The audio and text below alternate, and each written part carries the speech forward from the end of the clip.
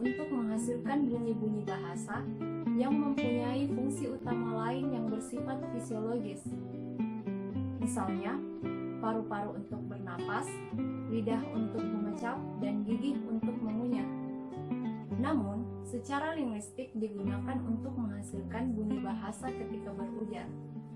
Alat ucap terdiri atas 1. Paru-paru atau lang, 2. Rongga kerongkongan atau faring, 3. Pangkal tenggorok atau laring, 4. Pita suara atau vocal cords, 5. Krikoid, 6. Tiroid, 7. Arytenoid, 8. Dinding rongga kerongkongan atau wall of pharynx, 9. Epiglotis, 10. Akar lidah atau root of tongue, 11. Pangkal lidah atau dorsum, 12. Tengah lidah atau medium, 13. Daun lidah atau laminum, 14. Ujung lidah atau apex, 15. Anak tekak atau uvula, 16. Langit-langit lunak atau velum, 17. Langit-langit keras atau palatum, 18. Gusi atau alveolum, ceruk gigi, dan lengkung kaki gigi, 19. Gigi atas atau dentum, 20.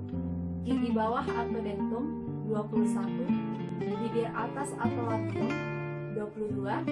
Bibir bawah atau labium, 23. Mulut atau mouth, 24. Rongga mulut atau oral cavity, 25. Rongga hidung atau nasal cavity. Cara kerja alat-alat ucap. 1. Paru-paru atau lang. Paru-paru adalah sumber arus udara yang menjadi syarat mutlak terjadinya bunyi bahasa. Namun, bunyi bahasa dapat dihasilkan oleh arus udara yang datang dari luar mulut. Arus udara yang datang dari paru-paru disebut arus udara agresif, sedangkan arus udara yang datang dari luar paru-paru disebut arus udara ingresif. 2. Rongga kerongkongan atau faring. Faring atau rongga kerongkongan adalah sebuah rongga yang terletak di antara pangkal tenggorok, rongga mulut, dan rongga hidung. Faring berfungsi sebagai tabung udara yang akan ikut bergetar bila pita suara bergetar. Bunyi bahasa yang dihasilkan disebut bunyi faringal. 3. Pangkal tenggorok atau laring, pita suara, glotis, dan epiglotis. Pangkal tenggorok atau laring adalah sebuah rongga pada ujung saluran pernapasan yang ujungnya ada sepasang pita suara. Celah di antara pita suara disebut glotis. Proses pembunyian dibantu oleh epiglotis atau katup pangkal tenggorok yang bertugas menutup dan membuka jalan nafas, jalan makanan, dan minuman ke arah pencernaan. 4. Langit-langit lunak atau velum, anak tekak atau uvula, dan pangkal lidah atau dorsum. Langit-langit lunak disebut velum. Bagian ujung velum disebut uvula. Udara yang keluar melalui rongga hidung menghasilkan bunyi nasal, sedangkan udara yang keluar melalui rongga mulut menghasilkan bunyi oral. Bunyi yang dihasilkan velum sebagai artikulator pasif dan dorsum sebagai artikulator aktif disebut bunyi dorsovelar. Bunyi yang dihasilkan oleh uvula disebut bunyi uvular. 5. Langit-langit keras atau palatum, ujung lidah atau apex, daun lidah atau laminum. Dalam pembentukan bunyi bahasa, langit-langit keras atau palatum berperan sebagai artikulator pasif. Ujung lidah atau apex dan daun lidah atau laminum berperan sebagai artikulator aktif.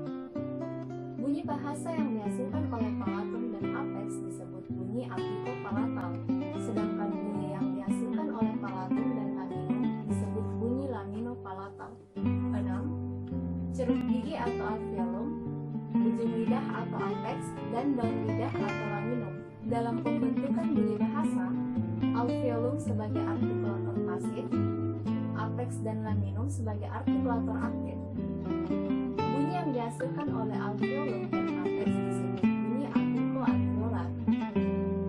Bunyi yang dihasilkan oleh alveolum dan laminum disebut bunyi laminoalveolar. 7. Gigi atau dentum, ujung lidah pembentukan bunyi bahasa, gigi atas berperan sebagai artikulator pasif, sedangkan ujung lidah atau apeks dan bibir bawah atau labium berperan sebagai artikulator aktif.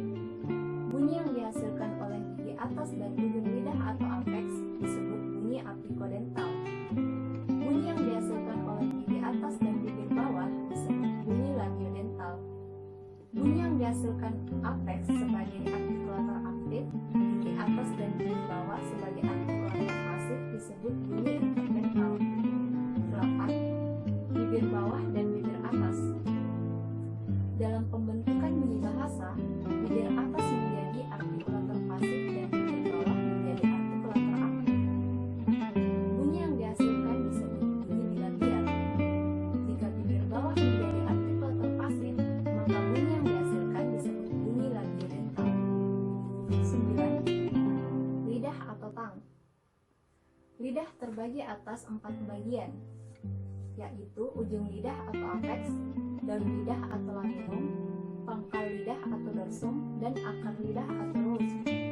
Dalam pembentukan bunyi bahasa, lidah dan bagiannya selalu menjadi artikulator aktif, sedangkan alat-alat ucap yang terdapat pada rahang atas menjadi artikulator pasif. 10. Mulut dan rongga mulut. Rongga mulut dan kedua bibir berperan dalam pembentukan bunyi vokal. Jika bentuk mulut bundar, maka akan menghasilkan bunyi vokal bundar atau bulat. Jika bentuk mulut tidak bundar atau melebar, akan menghasilkan bunyi vokal tidak bundar. Bunyi yang dihasilkan melalui rongga mulut disebut bunyi oral. 11. Rongga hidung.